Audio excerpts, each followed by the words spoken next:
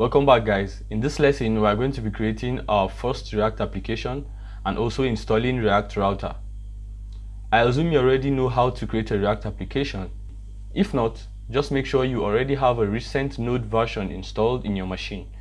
And the way you can do that is by simply going to your browser, search install Node, and the first link you see here with download node.js, click on it and then install the appropriate node for your machine.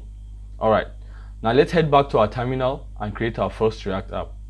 So to do that, all we need to do is type npx create -react -app and then the name of our app. In this case, the app we're going to be building is going to be called Git Explorer. So we're just going to say Git -explorer, just like this. Now hit enter. This is going to take a couple of minutes, but just allow it to finish working and we can continue from there. Alright, now that we have our project installed for us by npm, let's open it in our code editor. For me, I'm using VS Code as my code editor. If you happen to be using a different code editor, please feel free to continue using it.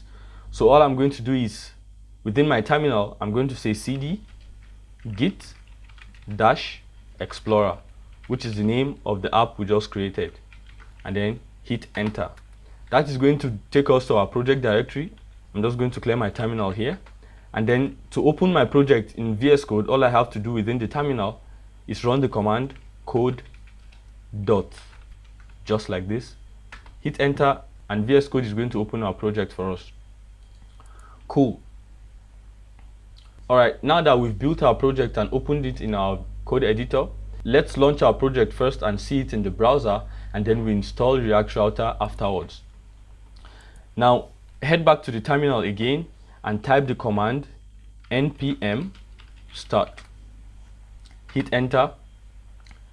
As you might know already, this is going to open our project for us in the browser. Let's just wait for that to happen. Alright, as you can see, we have the spinning React logo over here and our project is working properly. Alright, now let's go back to our terminal. We're just going to kill the process here with Ctrl+C or Command+C. And now let's install React Router. So to do that, we're going to run the command npm install react -router -dom. So just npm install react router dom, just like this, and then we hit enter. So yeah, once that's done running, let's head back to our code and see if we have our React Router properly installed. Now back in our code editor, open the package.json file in our project directory, and in our project dependencies, we should see React Router DOM as one of our project dependencies over here. If you see that, it means your React Router DOM has been properly installed.